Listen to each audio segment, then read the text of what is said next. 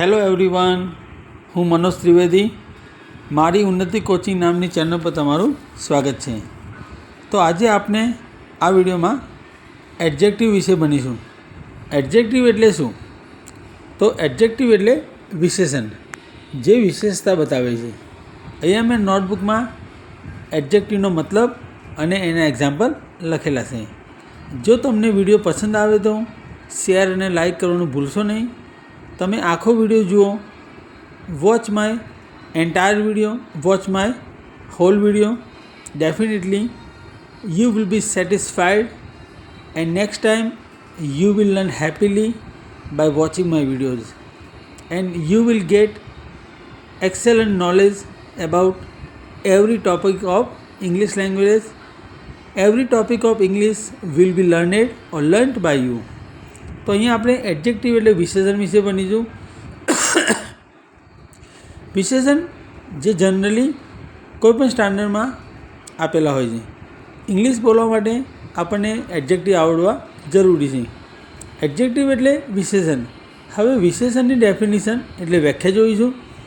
મતલબ કોઈ પણ વ્યક્તિ, વસ્તુ અથવા કોઈ એનિમલ, પ્રાણી, પક્ષી, બર્ડ જેની આપણે વિશેષતાની વાત કરીએ છીએ, એની ખાસિયતની વાત કરીએ છીએ, તો એને આપણે એડજેક્ટિવ એટલે વિશેષણ તરીકે ઓળખીએ છીએ. તો જો તમે મારો વિડીયો ફર્સ્ટ ટાઈમ જુઓ છો, if you are watching my video first time, subscribe my channel. Don't forget two subscribe. Channel subscribe કરો, જેથી કરીને ભવિષ્યમાં જે કંઈ વિડીયો હું બનાવીશ એની નોટિફિકેશન તમને મળતી રહેશે.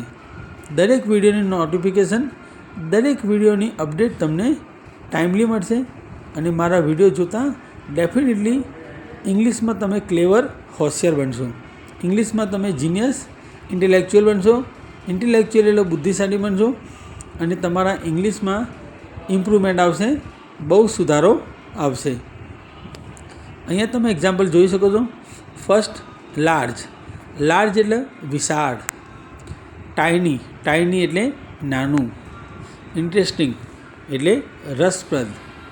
બોરિંગ. બોરિંગ એટલે કંટાળાજનક. ટેસ્ટી. ટેસ્ટી એટલે ટેસ્ટફુલ, મતલબ સ્વાદિષ્ટ, સ્વાદથી ભરપૂર. વર્થલેસ. વર્થલેસ એટલે કિંમત વગરનું અથવા નકામું. યુઝલેસ મતલબ જે કામમાં ના આવે તે નકામું, યુઝલેસ. ક્રેઝી. 8મા નંબરનું તમે જુઓ, ક્રેઝી. ક્રેઝી એટલે પાગલ, મેડ. લેઝી. લેઝી એટલે આળસુ. આઇડલ. આઈડિયલી. આઇડલ એટલે પણ આળસુ. હાર્ડવર્કિંગ. હાર્ડવર્કિંગ એટલે મહેનતુ. પેઇન્સટેકિંગ. પેઇન્સટેકિંગ એટલે પણ મહેનતુ.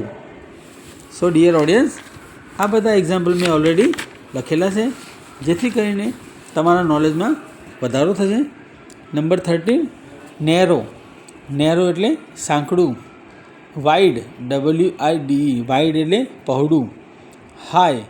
HIGH. હાઈ એટલે ઊંચું. ડાર્ક. ડાર્ક એટલે કાળું. ડાર્કલી. ડાર્ક અને ડાર્કલી બંને એડજેક્ટિવ છે અને ડાર્કન પણ એડજેક્ટિવ છે. ઈડી લાગે છે. ડાર્કન્ડ. અંધારકાય મતલબ અંધારું. ચાઇલ્ડિશ. ચાઇલ્ડ ઉપરથી બનશે ચાઇલ્ડિશ. ચાઇલ્ડિશ એટલે બાળક જેવું. ડિવોશનલ. ડિવોશનલ મતલબ ભક્તિમય. મેનેજેબલ.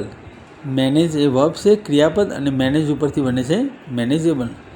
આ બધા એડજેક્ટિવ છે. નોર્મલ ઇંગ્લિશ બોલવા માટે આ બધા જરૂરી છે. ઇંગ્લિશ સમજવા માટે વર્ડના મિનિંગ આવડવા જોઈએ. મોસ્ટ ઓફ વોકેબ્યુલરી કોઈપણ એક્ઝામ પાસ કરવા માટે જરૂરી છે. વોકેબ્યુલરી વિના કોઈપણ ઇંગ્લિશ સમજી શકે નહીં. વોકેબ્યુલરી વગર ઇંગ્લિશ બોલી શકાય નહીં. English can not be spoken without vocabularies. Manageable. Manageable એટલે ગોઠવી શકાય તેવું, સંભાળી શકાય તેવું. હાઇપર એટલે ગુસ્સે થયેલું. એંગ્રી એટલે પણ ગુસ્સે થયેલું. ફ્યુરિયસ. ફ્યુરિયસ એટલે પણ ક્રોધી, ગુસ્સે થયેલું. પરમેનન્ટ. પરમેનન્ટ એટલે કાયમી. ડમ્પી. ડમ્પી એટલે વેરી શોર્ટ, ઠીંગનું જેને કહેવાય. સ્લિમ એટલે પાતળું, જેને થીન પણ કહેવાય. આઈસી. આઈસ એટલે બરફ. અને આઈસી એટલે બહુ ઠંડુ, જેને આપણે વેરી કોલ્ડ કહેવાય. આઈસી એટલે કોલ્ડ, કૂલ, ઠંડુ. ફોલ્ટ ફાઇન્ડિંગ એટલે કે વાંક શોધનારું, જેને કહેવાય ફોલ્ટ ફાઇન્ડિંગ. કમ્પલસરી એટલે ફરજિયાત. ત્યારબાદ આપણે જોઈશું નંબર 30. આ બધા એડજેક્ટિવ છે. If you remember the meanings of all these adjectives surely, clearly, you will be knowledgeable in English language. આ શબ્દભંડોળ યાદ રાખશો તો તમે અંગ્રેજીમાં બહુ જ્ઞાની બનશો. You will have deep and much better knowledge about English subject. Essential એટલે જરૂરી, જેને આપણે સિમ્પલ ઇંગ્લિશમાં નેસેસરી કહી શકાય. પ્રોડિગલ એટલે ઉડાવ. જે વ્યક્તિ પૈસા બગાડવામાં માનતો હોય, જે પૈસા ઉડાડે એને ઉડાવ કહેવાય, ઇંગ્લિશમાં પ્રોડિગલ કહેવાય. ઇકોનોમિકલ એટલે આર્થિક. પુઅર એટલે ગરીબ. રીચ એટલે પૈસાદાર. હેલ્ધી એટલે તંદુરસ્ત. સિક એટલે બીમાર. ઇલ એટલે પણ બીમાર. અનહેલ્ધી એટલે અસ્વસ્થ, જેને આપણે બીમાર કહીશું. સ્ટોર્મી એટલે તોફાની. સ્ટોર્મ ઉપરથી બનશે સ્ટોર્મી એટલે વાવાઝોડું. સ્ટોર્મી એટલે તોફાની, વાવાઝોડુંથી ભરપૂર. ઇલેક્ટ્રિકલ વિદ્યુતમય. ઇન્ટેલિજન્ટ એટલે બુદ્ધિશાળી. સેજ એટલે સમજદાર. સ્ટેટલી એટલે રજવાડી. પ્રિન્સલી પણ કહી શકાય, રજવાડી એટલે રાજાઓના સમયનું. શાઇની એટલે ચમકતું, શાઇનિંગ પણ કહી શકાય, ચમકતું. આ બધા એડજેક્ટિવ છે. પ્રિય દર્શકો,